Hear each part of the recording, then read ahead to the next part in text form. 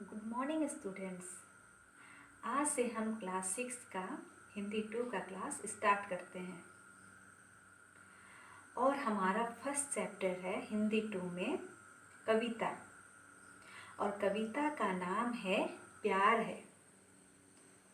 तो हमें प्यार का अर्थ तो सभी को पता है कि प्यार का अर्थ क्या होता है। तो कवि हमें प्रस्तुत कविता प्यार है के माध्यम से क्या बताना चाहे हैं। तो हम प्रस्तुत कविता प्यार है पढ़कर जानेंगे कि कवि को किन किन चीज़ों से, किन किन वस्तुओं से और हमारे भारत देश के हर चीज़ से लगाव है, प्यार है। इसके बारे में कवि ने चर्चा किया है प्रस्तुत कविता प्यार है के माध्यम से। तो आगे हम पढ़कर यही जानेंगे कि कवि हमें प्रस्तुत कविता के माध्यम से क्या बताना चाहे हैं। तो हम कविता का शुरुआत करने से पहले कठिन शब्दों के अर्थ देख लेंगे जो अपनी पाठ्य पुस्तक में दी गई है। तो आप सभी अपना पाठ्य पुस्तक देखिए जिसमें कठिन शब्दों का अर्थ यानी कि शब्दार्थ दिया गया है, ताकि हम पहले शब्दार्थ देखेंगे तो हमें कविता में जो कठिन शब्दों के अर्थ है उसे समझने में आसानी होगी, हम कविता अच्छी तरह से समझ सकते हैं। तो हम सबसे पहले कठिन शब्दों के अर्थ देखेंगे जो अपने पाठ्य पुस्तक में दी गई है। तो आप सभी अपना पुस्तक में दिए गए कठिन शब्दों के अर्थ देखिए। कठिन शब्दों के अर्थ में है, पहला है प्यार। प्यार का अर्थ है प्रेम। उन्नति। उन्नति का अर्थ है सफलता। शाखा। शाखा का अर्थ है पेड़ की टहनी। उफान। उफान का अर्थ है उबाल। उसूल। उसूल का अर्थ है नियम। इंसा। इंसा का अर्थ है मनुष्य। जज्बात। जज्बात का अर्थ है भावना। स्वर। स्वर का अर्थ है आवाज। जूझना। जूझना का अर्थ है सामना करना। मुसीबत बरसाना। इसका अर्थ है कठिनाइयाँ आना। नित। नित का अर्थ है हमेशा। पावक। पावक का अर्थ है आग। विकट। विकट का अर्थ है भीष्म। डिगना। डिगना का अर्थ है पीछे हटना। धूल। धूल का अर्थ है मिट्टी। तो इस प्रकार हम पाठ्य पुस्तक में दिए गए कठिन शब्दों के अर्थ देख लिए और समझ चुके हैं। तो हम आगे अब कविता का शुरुआत करेंगे जिसमें कवि ने हमें कविता के माध्यम से प्यार है यानी कि कवि को किन किन चीज़ों से लगाव है, प्यार है, उसके बारे में बताना चाहे हैं। तो हम सबसे पहले अपना फर्स्ट पद में, कविता के फर्स्ट पद में क्या बताना चाहे हैं देखेंगे। प्यार कांटों से, प्यार कलियों से। प्यार गाँव से, प्यार गलियों से। प्यार दिन से, प्यार रात से। प्यार बातों से, प्यार जज्बात से। तो कवि हमें क्या बताना चाहते हैं कि प्यार कांटों से, प्यार कलियों से।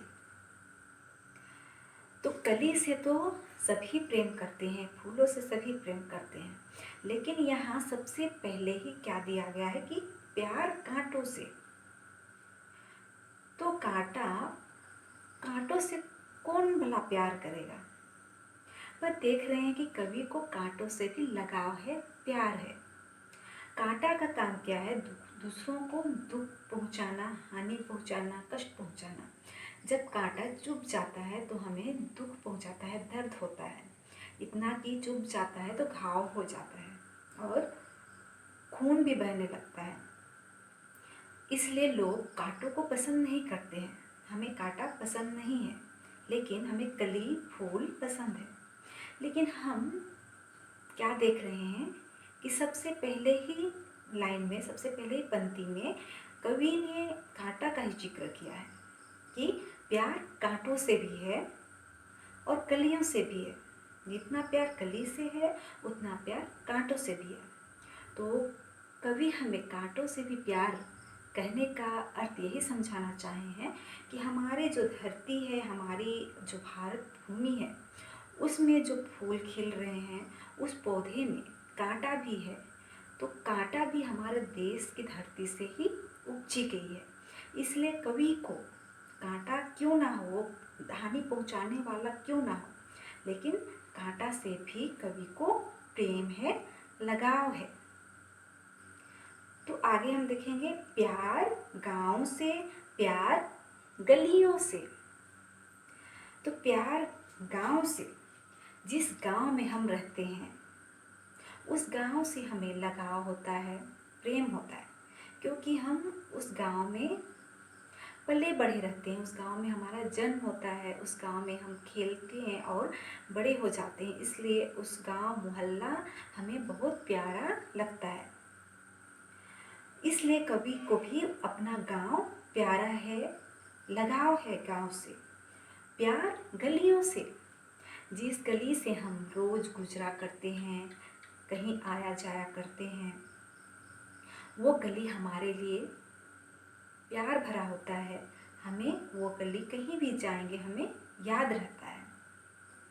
इसका सबसे बड़ा उदाहरण हम आज देख रहे हैं और हमें देखने को मिला। इस महामारी कोरोना काल में बहुत सारे लोग गांव से नौकरियों की तलाश में बड़े बड़े शहरों में चले गए, और जब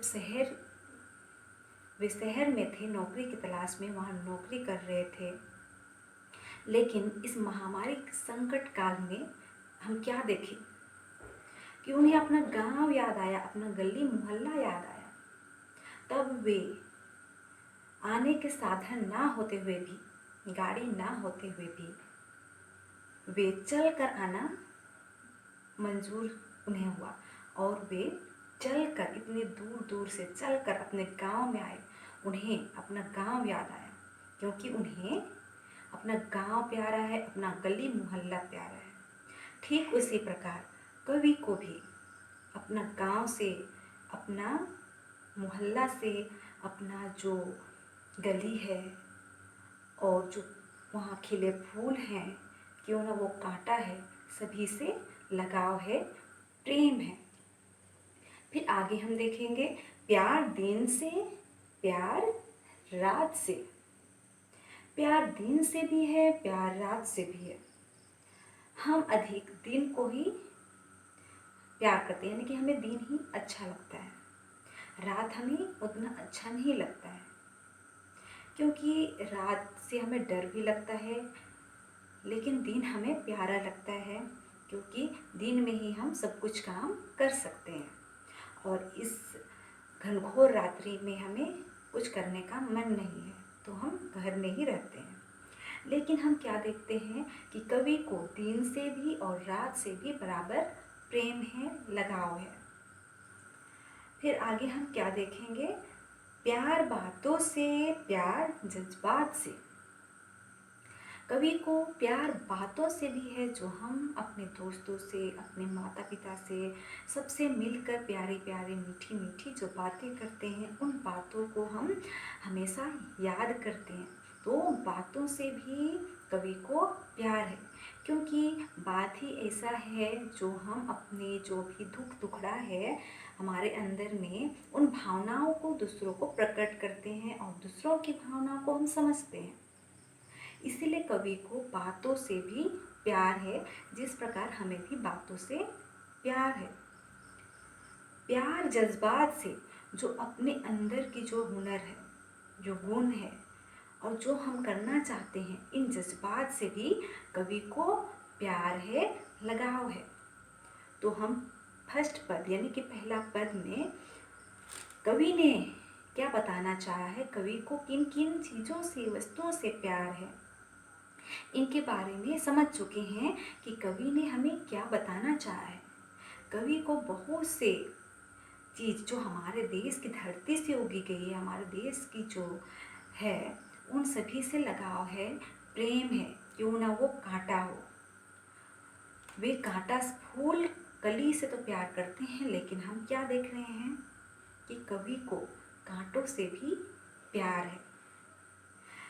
दिन से तो है, लेकिन रात से भी है। और क्या है, दिन से भी है प्यार, रात से भी है, और प्यार बातों से भी है और जज्बात से भी है। तो अब हम आगे दूसरा पद देखेंगे। हमें पहला पद समझ में आ गया होगा। अब हम आगे दूसरा पद समझेंगे कि दूसरे पद में कवि ने हमें क्या बताना चाहे हैं। प्यार है धरती के हर बरगद नीम बबूल से, प्यार अपने देश की चंदन जैसी धूल से। प्यार है धरती के हर बरगद नीम बबूल से, यानी कि कवि को हमारे धरती में उपजी गई, हमारे धरती की मिट्टी से जो भी पेड़ पौधे उगे हैं उन सभी से लगाव है, प्यार है। वो क्यों ना बरगद का पेड़ हो, नीम या बबूल का हो। हम जानते हैं कि नीम का पेड़ कड़वा, मतलब नीम की जो पत्ती होती है वो कड़वी होती है, लेकिन बहुत सी बीमारी उससे ठीक हो जाते हैं, बहुत सारे रोग दूर हो जाते हैं, लेकिन ये कड़वी है। लेकिन कवि को बरगद, नीम, बबूल, इसके अलावा बहुत सारे जो भी हमारे धरती से उपजी गई पेड़ पौधे फूल हैं उनसे लगाव है, प्रेम है। प्यार अपने देश की चंदन जैसी धूल से। देखिए, कवि ने धूल को, मिट्टी को चंदन जैसी कहा है, यानी कि चंदन कहा है, धूल को चंदन। हम जानते हैं कि चंदन खुशबूदार होती है। तो हम जिस धरती में खेल कर बड़े होते हैं और जिस धरती से हम लगे रहते हैं, वो धरती हमारे लिए बस, उस धरती की मिट्टी हमारे लिए बस ऐसी ही मिट्टी नहीं होती है, वो हमारे लिए एक अनमोल होती है, एक अनमोल रतन है। हम कहीं भी जाएंगे तो हमारे देश की धरती की खुशबू हमें याद आती है। इसलिए कवि भी बड़े हो गए हैं, लेकिन उसका बचपन याद है, जिस धरती के मिट्टी में वे खेल कर बड़े हुए हैं, उस धरती की मिट्टी को उन्होंने, धूल को चंदन की संज्ञा, यानी कि चंदन कहकर पुकारा है। उनके लिए जो धूल है, मिट्टी है, वो अनमोल रतन है, चंदन की समान है। इसलिए कवि ने चंदन को, धूल को चंदन जैसे धूल कहा है, यानी कि चंदन जैसे धूल कहा है हमारे धरती की मिट्टी को। तो हम देख रहे हैं कि सेकेंड जो पद है उसमें भी कवि हमें बताना चाहे कि हमारे धरती पर, यानी कि हमारे भारत देश की जो हमारे जन्मभूमि है, उस धरती के हर चीज़ से लगाव है कवि को, प्रेम है कवि को। तो इस प्रकार हमें पहला पद और सेकेंड पद दोनों समझ में आ गया होगा कि पहले पद में कवि हमें क्या बताना चाहे और दूसरे पद में कवि ने हमें क्या बताना चाहा है। तो हम अच्छी तरह से पढ़कर समझ लेंगे।